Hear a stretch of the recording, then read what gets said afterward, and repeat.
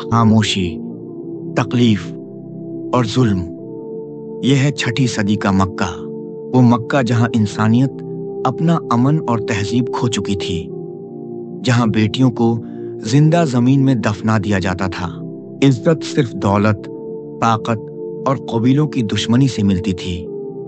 قریش سب سے زیادہ طاقتور قبیلہ تھا، مگر قریش میں بھی صرف ایک آدمی تھا جس کی تلوار، زبان اور سوچ کی دہشت، خوف پورے عرب میں تھی۔ وہ تھا حضرت عمر ابن الخطاب۔ حضرت عمر رضی اللہ عنہ کی شخصیت، بہت لمبا قد، مضبوط جسم، جب وہ چلتے تھے تو زمین گونجتی تھی، لوگوں کی نظر نیچے ہو جاتی تھی۔ ان کا رتبہ عام لوگوں جیسا نہیں تھا، وہ صرف قریش کے سب سے بڑے پہلوان نہیں تھے، وہ تھے سفارش، نمائندہ۔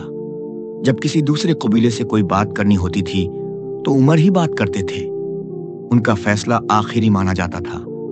ان کی ایک اور پہچان تھی، تیز غصہ اور سچ کا جنون۔ اگر وہ کسی بات پر راضی نہ ہوں تو کوئی قریشی ان کے سامنے بول نہیں سکتا تھا۔ مگر اسی مکہ کی گلیوں میں ایک چھوٹی تحریک شروع ہو چکی تھی، ایک نیا پیغام، لا الہ الا اللہ، اللہ کے سوا کوئی عبادت کے قابل نہیں۔ یہ وہ دعوت تھی جس نے قریش کے ظلم اور گھمنڈ کو سیدھا روکا، چیلنج کیا۔ غریب کا غلام، عورت، سب برابر ہیں۔ اس نئی دعوت کو ختم کرنا ضروری تھا، اور اس نئی بغاوت کو روکنے کے لیے سب سے پہلا نام جو مکہ کے سرداروں کے دماغ میں آیا وہ تھا حضرت عمر ابن الخطاب رضی اللہ عنہ۔ حضرت عمر رضی اللہ عنہ نے طے کر لیا، نبی کریم صلی اللہ علیہ وسلم کو ختم کر کے وہ مکہ کے پرانے نظام کو بچا لیں گے۔